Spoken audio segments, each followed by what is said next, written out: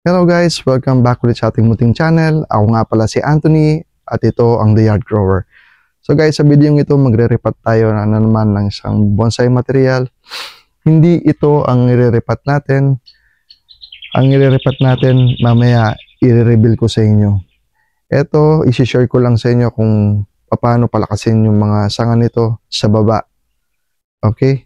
So guys, umpisa na natin.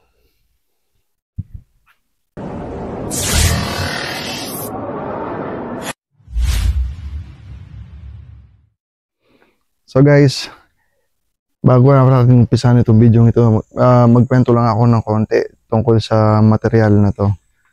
So, may kataasan tong materialis na to. Yan. Okay.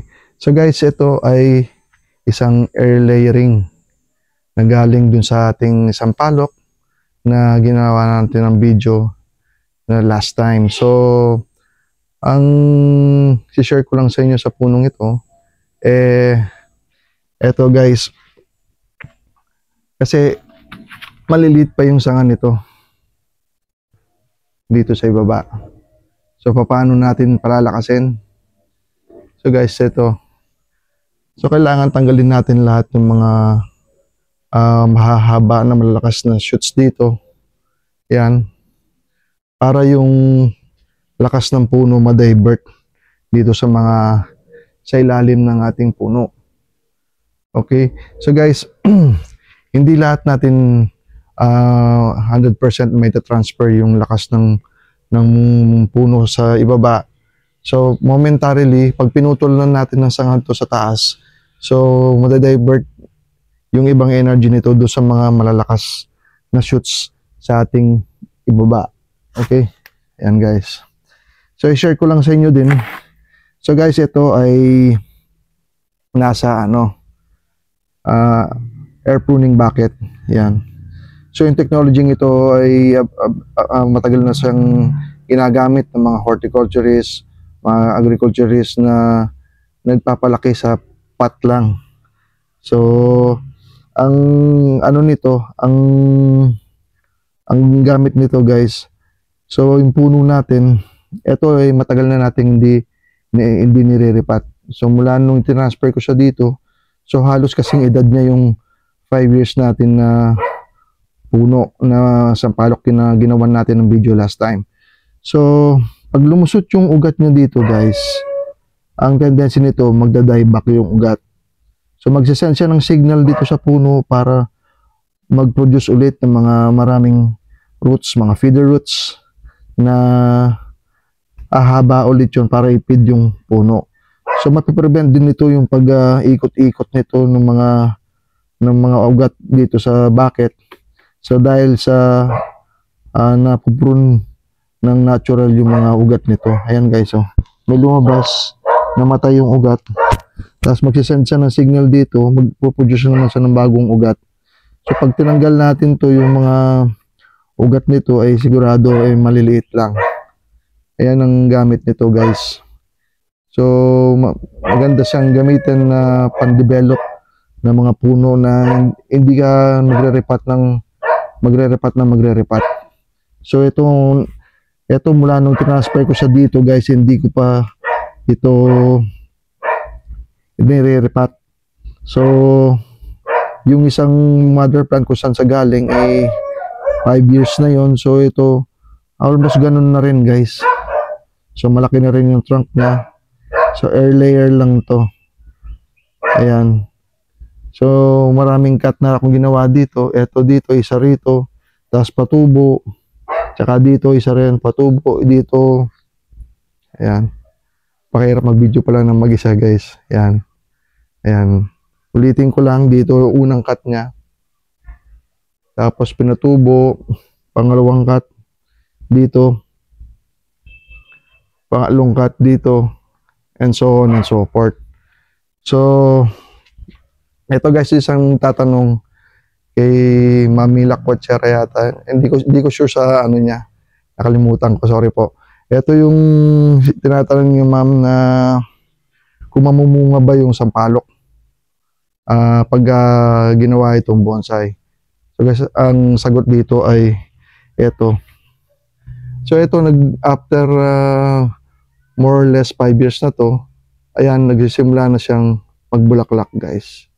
Yan. Meron siyang 2 bulaklak. Yun. Ayun.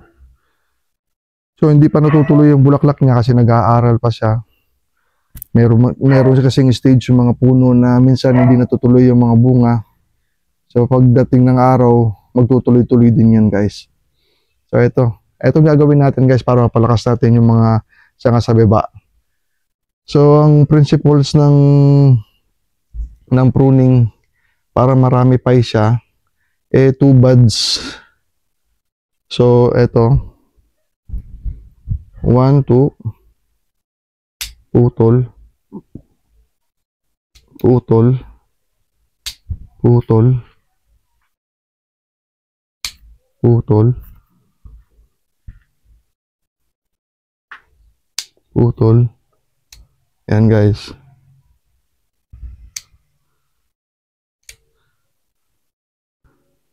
So yung ginagawa natin ay para sa ramification din ng canopy ng puno.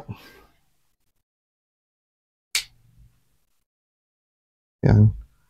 Kasi pag nagputol tayo, guys, yung kanyang lakas ay may divert sa ibang parte ng puno.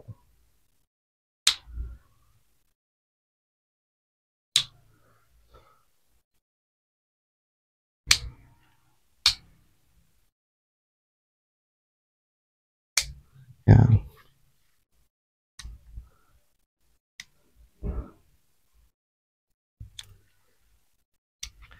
Yan, ganun lang, guys. So, may maintain natin ang shape niya. So, kagaya naman sinasabi ko sa ating video, para magkaroon ng conical shape. So, yun lang, guys, sa punong ito. So, ngayon, dumako naman tayo sa ating re-repot. So, guys, ito yung ating itatampok ngayon sa ating video. So, nagawa ko na to ng video sa mga unang upload ko sa aking YouTube channel last year. So guys, ito ay ginrap ko yung native na mulberry ng Illinois variety. So ang kasing native mulberry, madalas siyang, ang problema nito, madalas sa dieback, nahirapan siyang maghilom. So pakita ko sa inyo kung ano sinasabi ko. Ayan, guys, nakita nyo yan. Yan, namatay lahat yan, nabutas ito. So ginawa natin, tinakpan natin ng tawag dito, yung parang plastic cement para hindi siya tuluyan na mabulok. Nagkakaroon siya ng kalusing dito. Yan. Pero hindi ko alam kung magsusurvive to. Hindi, sana mag-survive kasi medyo matagal na to sa akin, guys. So gagawin natin sa punong ito ay i-repot natin konting branch placement. Ito, bababa natin dito. Tsaka yung ito, dadalhin natin sa harap na konti para magkaroon siya na mas rounded na canopy. So guys, ito na. Umpisa na natin, guys. Tanggalin natin siya sa kanyang bucket. Yun. So matagal na to sa kanyang bucket, guys. Nakikita nyo, marami din siyang butas sa paso niya. Ayan. So, nagsiserve to as a air pruning system. So, tignan natin kung ano. Kasi, pero ito, lumusot na yung ugat niya doon sa tawag dito, yung extension path niya.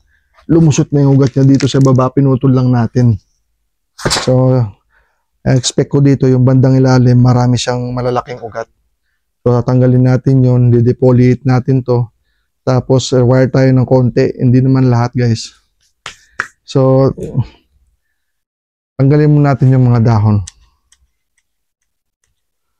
Ayan. Tapos, linisin na rin natin yung mga patay na branches, guys. Para magandang tignan. Ayan. Kasi ang mulberry, ang downside ng mulberry, guys, madalas itong magkaroon ng dieback. So, yung mga imperfection na yon, so, kailangan alam natin kung paano i-manage. Kilalanin natin yung ating puno, kung ano ba yung ugali nito. So, tsaka to yung kanyang tawag dito, media na ginamit before, loam soil na nabibili sa garden, sa mga garden or nursery garden, guys.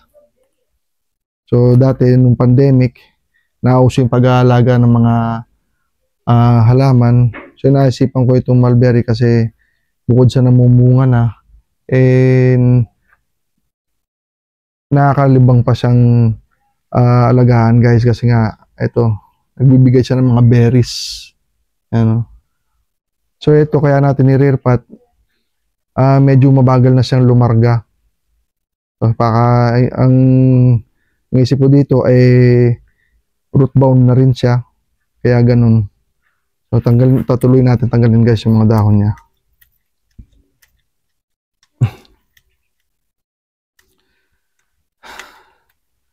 So, para hindi na tayo magsayang ng oras, so, ikakat na natin video, tapos pakita ko sa inyo kung ano na itsura pagtanggal ng mga dahon nito. So guys, ayan, ito na yung itsura niya patapos natin matanggalan ng dahon. So guys, hindi naman natin lahat iwa-wire ito. So, ang gagawin natin, ipo-prune back lang natin sa two buds yung mga kanyang maliliit na sanga para magkaroon ng twiggings. So, re-reposition yung ibang branches kagaya nito. Lagay ko ng konti sa harapan para magkaroon siya ng more rounded na canopy. Mga ilan branches, ano natin. Pero hindi lahat, guys. Kasi guys, iba-iba yung paraan sa pagbubuo ng bonsai. Merong naturalistic, meron yung tinatawag na traditional bonsai o yung mga layered na foliage ng mga bonsai trees. So, nasa sa atin, guys, kung ano yung gusto nyong gawin para maging unique lang sa iba.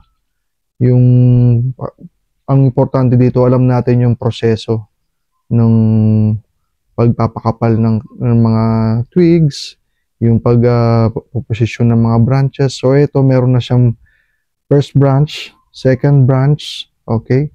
Meron din siyang back branch. Ayan, kompleto na siya, guys. So, pataas ng pataas. So, pero ito, hanggang dito na lang to, guys. Ang gagawin natin dito, magpupurun tayo sa two buds, yung mga maliliit na sanga para magkaroon ng makapal na canopy. So, ganun lang ang gagawin natin dito, guys. Hindi natin lahat iwa-wire. So, pwede naman ng ganun. Kasi marami naman ako nakita mga bonsai na masters na nagre-rely lang sila sa pruning at konting wiring. So, hindi naman lahat wina-wire nila. So, sa atin, mag-experiment din tayo kahit papano para matutunan natin kung maganda ba o hindi.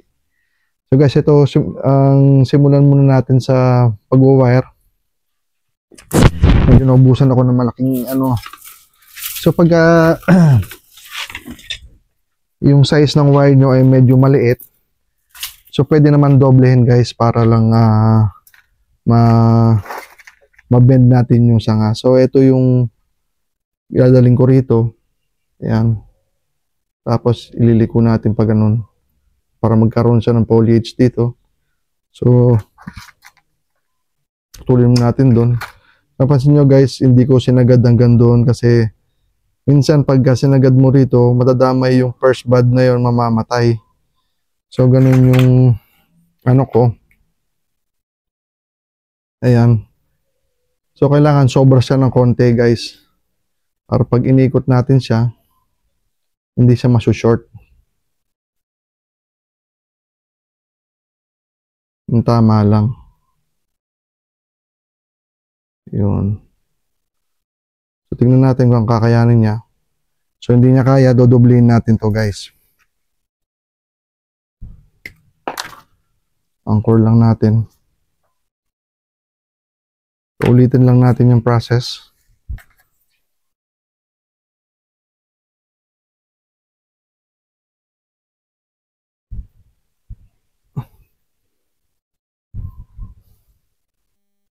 Naubusan kasi ako ng wire na malaki. Yun.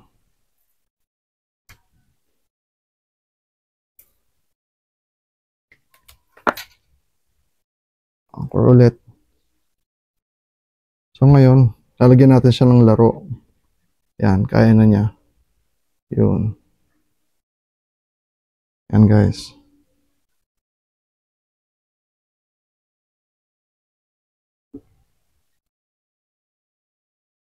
Yun. So sa parting ito dadalhin natin dito. So i-wire din natin yan guys.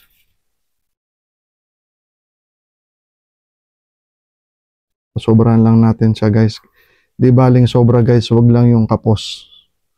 So hindi rin ako agad nagpuputol minsan para siguradong hindi masasayang yung wire natin kasi medyo may kamahalan yung wire guys. So kagaya na sinasabi ko dati sa aking mga naunang videos, hindi kailangan gumastos na malaki sa hobby na to. So kung isa kang hobbyist na kagaya ko, para-paraan lang guys para makagawa tayo ng magandang klase ng bonsai. So, tingnan natin kung kakayanin na. So bumabalik siya. So anuin natin guys. Doblehin natin guys.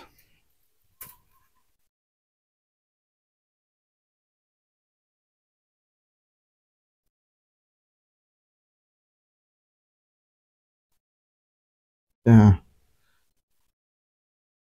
Di baling ma-short siya ng konti ngayon. Kasi pang doble lang naman to. So, ang target ko siya hanggang dito lang. Kasi magpupurun tayo dito. Pero okay lang yan guys.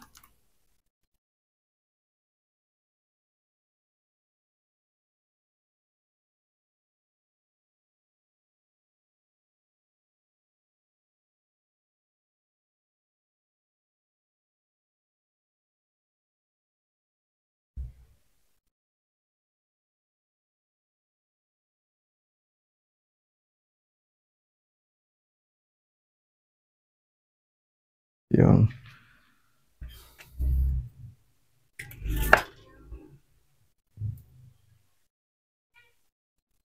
Ito, puposisyon natin siya dito. Ikot natin ng konti para magkaroon siya dito guys. Kasi wala yung part na to dito. Gaganyan natin lang.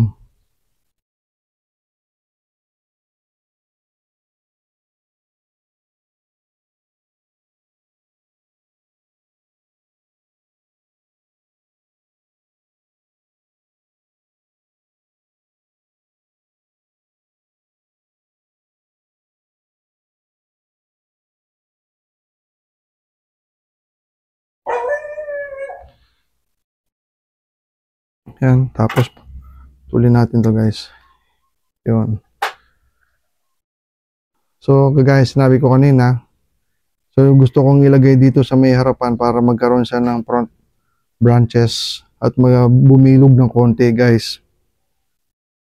So, medyo maliit na ito. Gamit tayo ng mas maliit.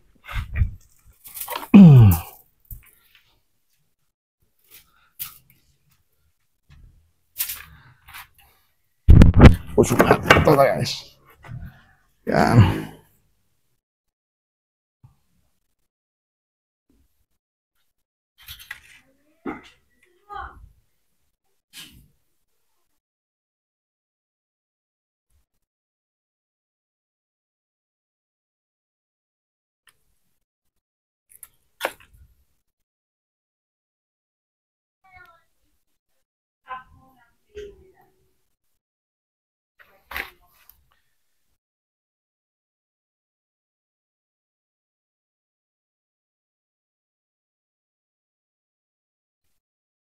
So, titignan natin guys. Kasi iniikot ko to na ganyan. Yan.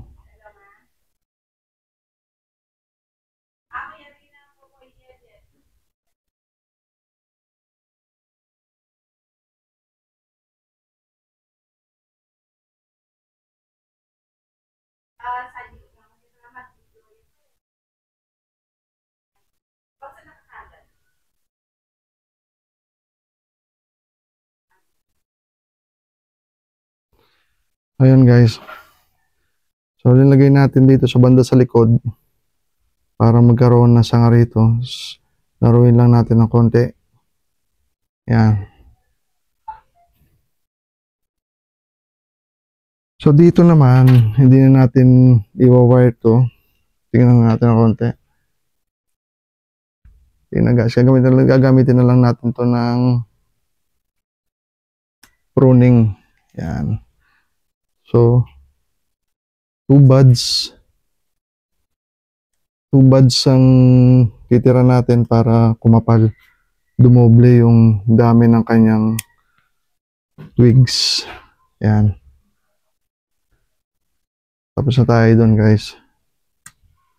So dito naman ganun din. Two buds din guys. Yan. Yan. Dito, two buds din.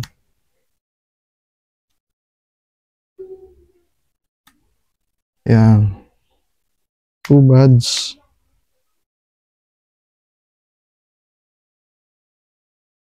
So medyo spread natin siguro to dito.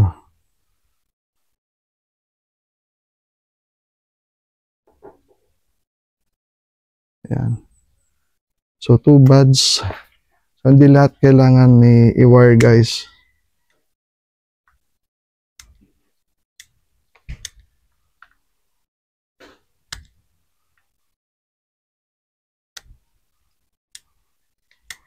Yan. So, para makakreate tayo ng tapering at ng twiggings na marami.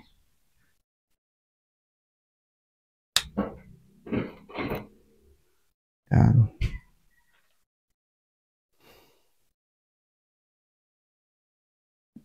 Tuloy natin yun.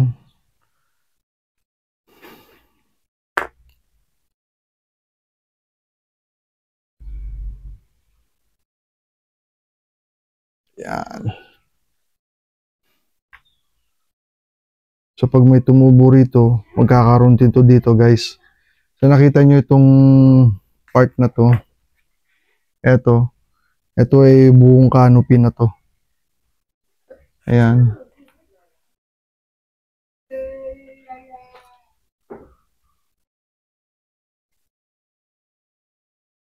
So ito rin guys, iano natin.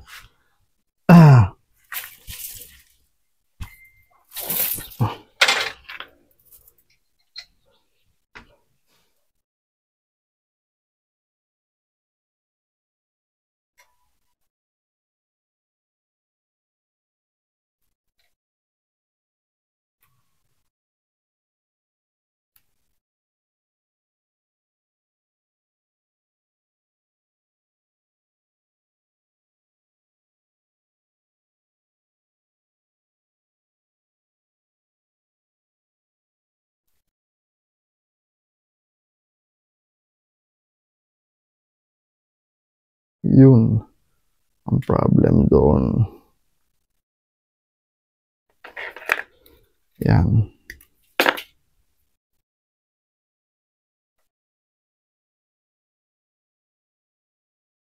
Laruin lang natin to dito.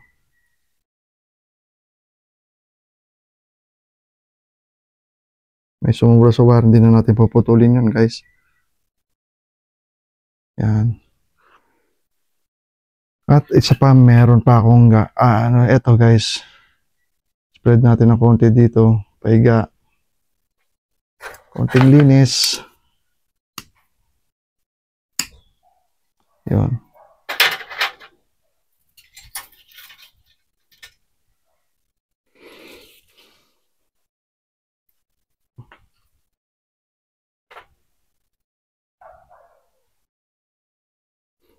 By the way guys, medyo malutong yung mga sanga ng mulberry.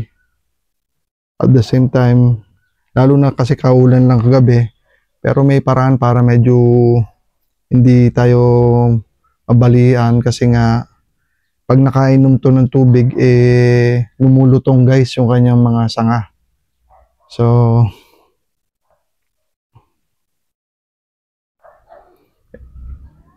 eto ngayon sa point na to, dahil mulang kagabi, medyo malutong yung sanga niya guys. Yan.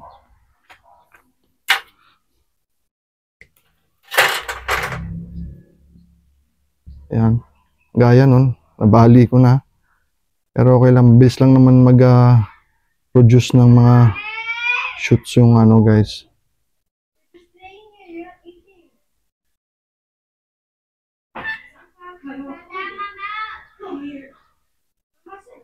So ayan na guys.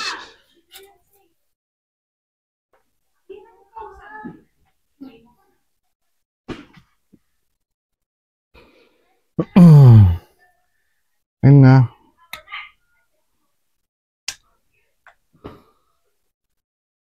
So ibig sabihin natin yung iba para pantay-pantay yung taas niya guys. Ayan. Ayan. Gawin natin yung dating bunga. Ayan. So guys, yan, natapos natin yung pag-wire. So ganyan lang siya for the meantime. Nakita nyo yung mini-maintain natin yung conical shape, triangular shape ng puno para pagka nagkaroon ng mga sanga-sangayan dito, medyo conical yung shape niya. So ngayon guys, i-re-repat na natin yung puno.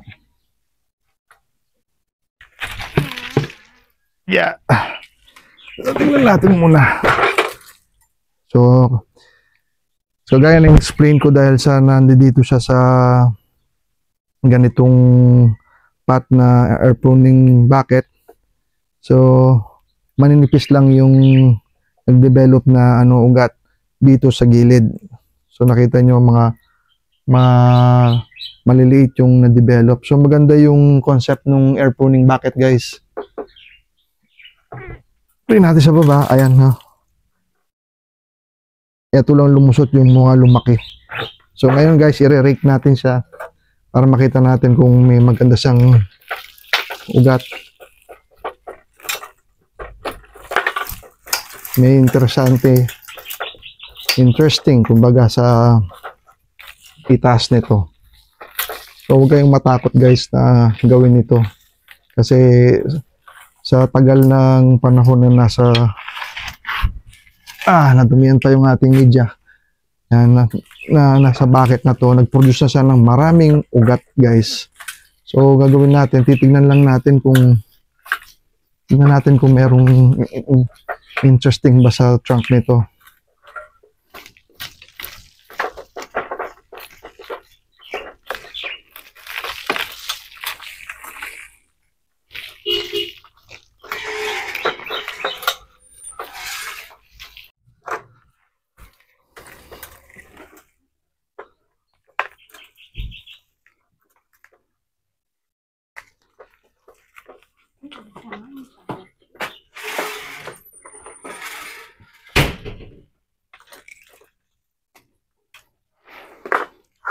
Putulin natin yung mga malalaking ugat guys.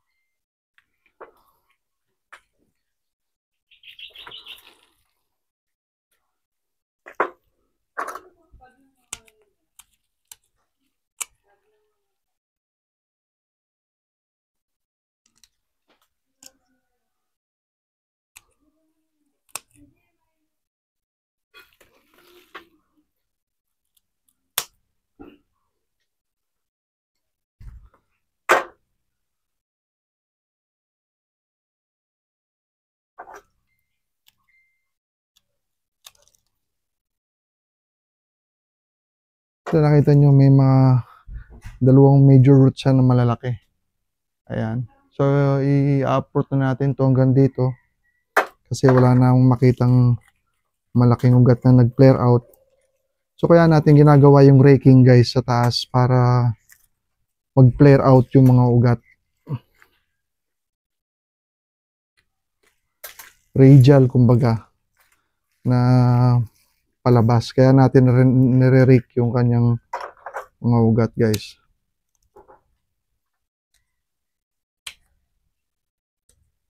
Yan. So, tingin ko hanggang dito lang muna to, guys.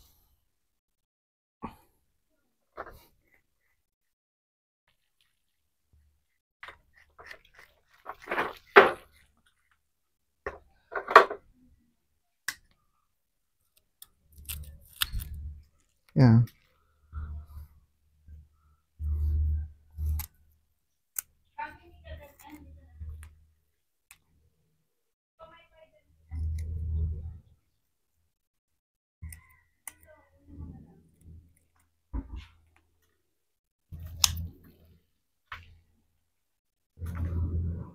Yun. So, ayan, guys. Hanggang dito lang muna yung ating i-rake. So, showcase natin yung malaking ugat dito. Ayan. Ito yung magiging front niya. Ganyan, guys. So, sa bandang ibaba naman,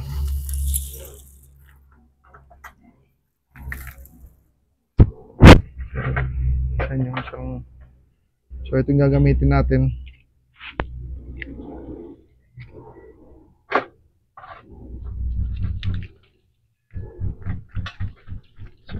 Yun, guys. Root bound na siya.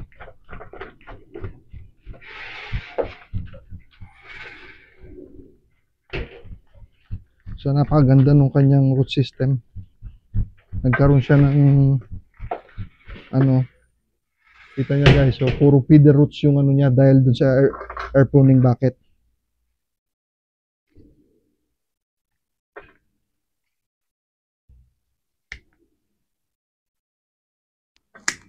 So, may mga ilan-ilan lang na malaki.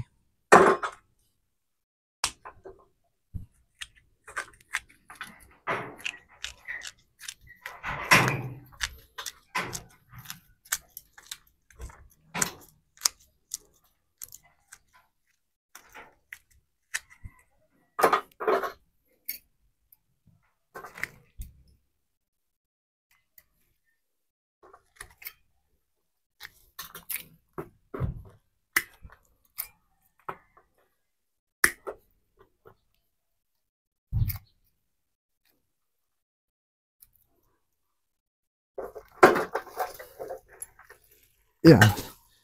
So, sa banda sa taas, tulin lang natin, guys. So, sa experience ko, guys, pag hindi mo ginawa ito sa puno mo, so darating ang panahon, magda-die back yung puno kasi wala na siyang space na paglagyan ng mga ugat. So, kailangan mong tutulan ng ugat. Yan. Yung ginamit kong media dito before, loam soil, tapos nilagyan lang ng organic material. Yan. Yung mga malalaki, guys.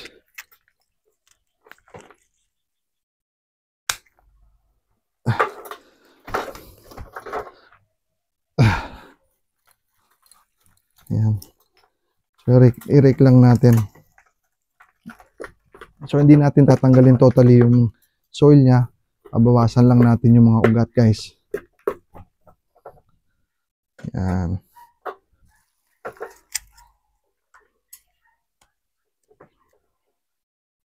Yan.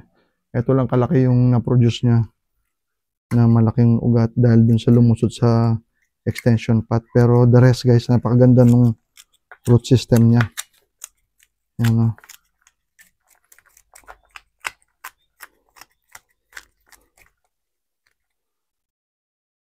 Tanggal natin yung malalaki, guys.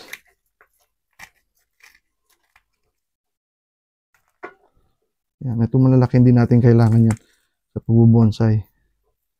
Kaya tanggal yan, guys. Kasi hindi naman to nakatanim sa lupa para yung kasi malalaking ugat ng puno support yun, guys, para hindi sila matumba.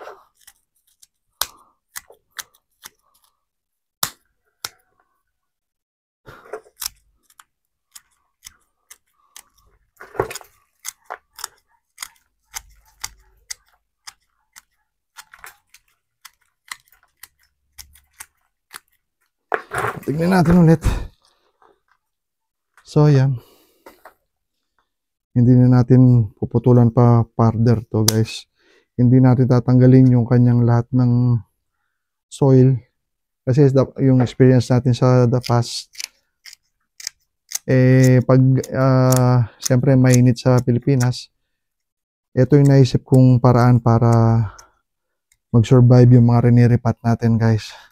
Yan, bawas lang ng ugat. So, pagkatapos nito,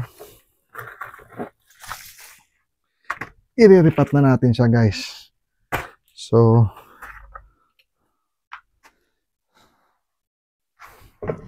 natin, guys. So, i-offset natin siya mas siksik siya dito sa gilid. Kita nyo para ma-showcase natin yun. Yan.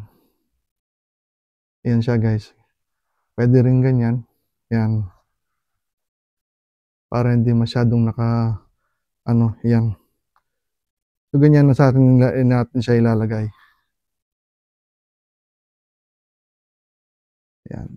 Offset na natin konti. Yan. So, yan, guys. Tapos, siyempre, yung ating media. yung inuugasan natin na media, guys. Yun lang yung gagamitin natin dito kasi nakita ko napakaganda rin yung gamiting media as long as lininis nyo. Ito yung sa video natin na inuugasan ko yung construction sand, tinatanggal yung mga putik, yung mga abo, alikabok. So natitira yung malalaking grains ng sand. So, buusan natin, guys. I-spread na lang natin. Tingnan na natin. Yan.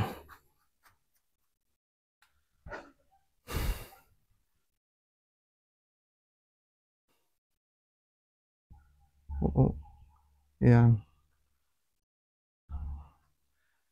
So dahil naripat natin to, guys, minsan hindi natin maiwasan na mamatayan ng mga sanga. Kaya normal lang kasi yun, guys. Ang importante makakasurvive yung ating puno. So yan yung kanyang itsura, guys. So tinaas natin siya ng konti. Ito yung linya niya. So papunta siya doon. Ayun. Ayun, tapusin natin. So yung mga nakatikos na ugat, tanggalin din natin yan, guys. Para malinis yung taas ng ating bonsai. So tapos nito, ito ay sisilong natin, guys. Partially shaded. Para hindi naman ma-dehydrate yung puno natin. Kasi napakainit. Patapos na malakas na ulan ngayon, napakainit nung panahon, guys.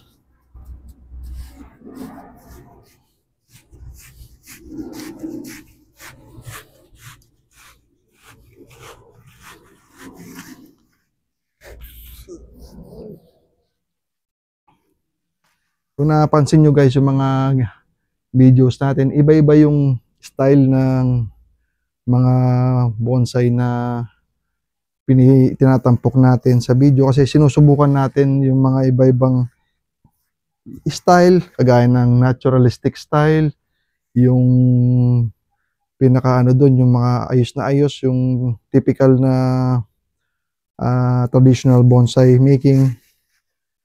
So, kasi gusto natin makita kung ano yung maganda. So, sa bilang isang hobbyist, siyempre, gusto kong mag-eksperimento, kagaya ng mga ginawa ng mga bonsai artist noong unang panahon.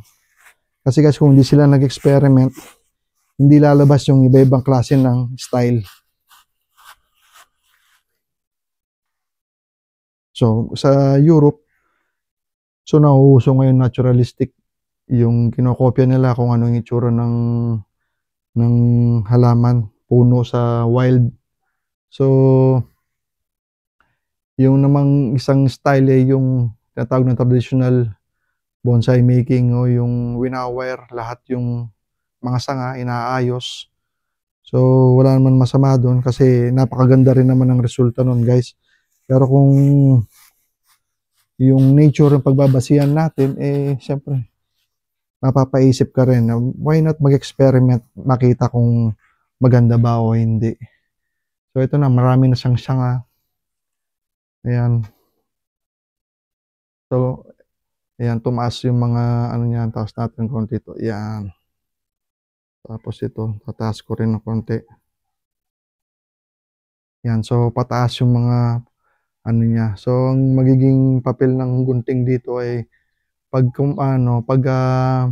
tubo ng mga foliage, gunting lang yung katapat nito, guys. Ayan na, oh. Ayan. Habang tumatagal, tumatanda yung mga sanga. So, pag urong nito, bagong tapering ang nangyayari. So, ganun yung dapat natin tandaan. Hindi mag-stay ang isang bonsai sa kanyang sa kanyang estado ngayon. So, dating panahon, mag-iiba rin to, guys. Mag-iiba rin yung itsura. So, I hope na yung magiging itsura nito sa future ay maganda. Ano? Siyempre, yun yung pangarap ng isang magbubonsai na makagawa ng isang magandang bonsai. Yan. Siksikin lang natin, guys, para hindi siya magkaroon ng hangin. Hangin I mean, yung mga crevices na mga ugat niya, magkaroon lahat ng soil or media. Yan. Asan yung gunting natin?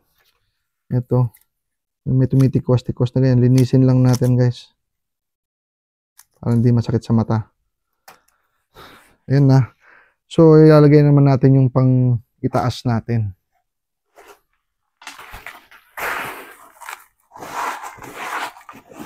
So, kaya natin ilalagay itong pang itaas na to para hindi kumalat yung media. Matapon, kumaga. Yan.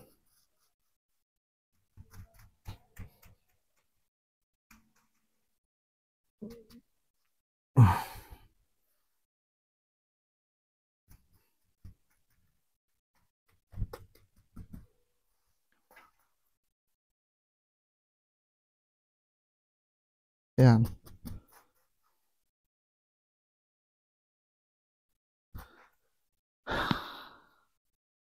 Yan, guys. So, ito yung magiging front niya.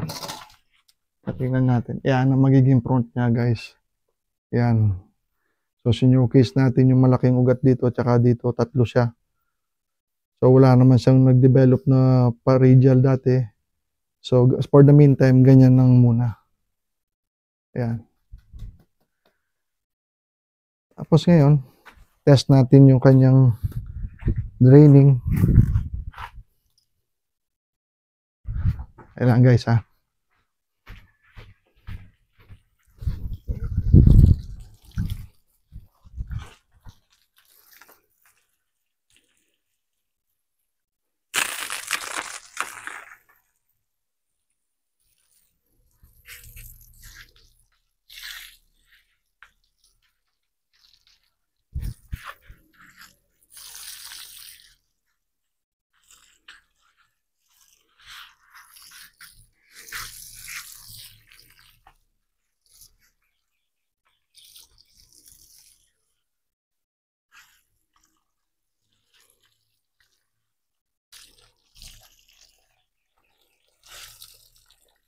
Yan, guys. So, nakapakaganda rin ng draining niya. So, ang gagawin natin next dito, ilalagay natin sa medyo lilim na lugar, mga partially shaded areas, para hindi siya para hindi naman siya ma-dehydrate ng sobra. So, guys, after 2 weeks, eto na. Ito na siya guys. Nagkaroon na siya ng dahon. Nagdahon na siya. Ayan. So hindi pa masyadong makapal yung canopy nito. So pag papruning natin, dun sa unti-unting kakapal yung kanyang foliage guys. So ito, unique din to sa mga inalagaan kong puno kasi iba rin yung paraan na in-experiment ko dito. So pero ito may mga bunga na to guys. Ayan, pakita ko na sa inyo. Ayan. So may mga adjustments tayong gagawin dito sa mga susunod na videos kagaya nito. Ito ba, tatanggalin natin to guys kasi umabalik siya papunta rito. Tapos ito rin, baka ito pag hindi siya tinatubuan dito na papunta rito, baka i-wire na lang natin itong mga to kasi para maging radial lang yung mga branches nito. Ayan, so guys. So sana yung mga nakapanood ng video ito, napadaan po kayo, sana mag-subscribe po kayo sa aking channel for more videos. Salamat po sa panonood ng The Yard Grower. Hanggang sa muli guys.